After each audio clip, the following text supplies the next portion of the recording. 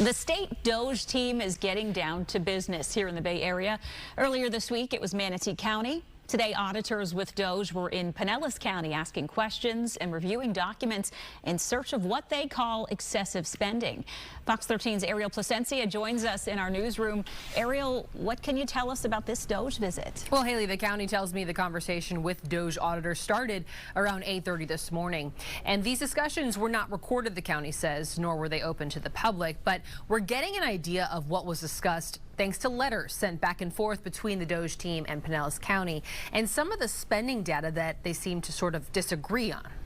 My understanding is everything's going fine. I haven't heard anything different. Pinellas County Commission Chair Brian Scott is out of town on business, but he helped coordinate the state DOGE team's visit to the Bay Area. We made a conference room available to them all day today and all day tomorrow, and they requested a extensive list of documents. And this is Wednesday's letter Scott signed in response to some of those requests.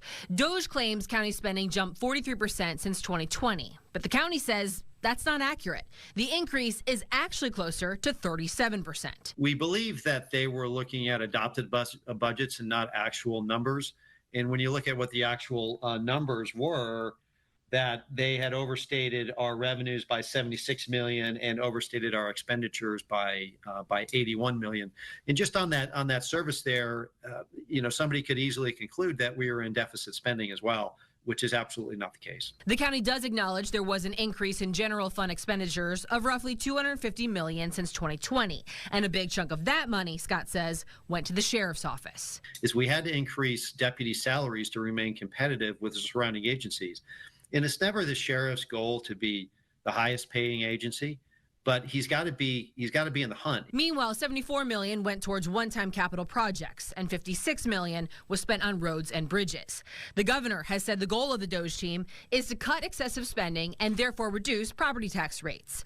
But State Rep Lindsay Cross of St. Petersburg called these efforts a distraction. She posted on social media Thursday saying the majority of property taxes pay for public safety, like police and fire, and that eliminating that money would, quote, reduce residents' quality of life. There is no harm in having another set of eyes. We're talking public dollars here. We want to be completely and 100% transparent. So let them come in and let's see what we find. And in Scott's letter, Pinellas County points out that it did reduce its property tax rate for 3 out of the past 5 years. Now, after the DOGE team wraps up in Pinellas County this week, they are expected to head over to the city of St. Pete and then Hillsborough County next week, Haley. So we'll keep you posted. All right. Ariel Placencia reporting tonight. Ariel, thank you.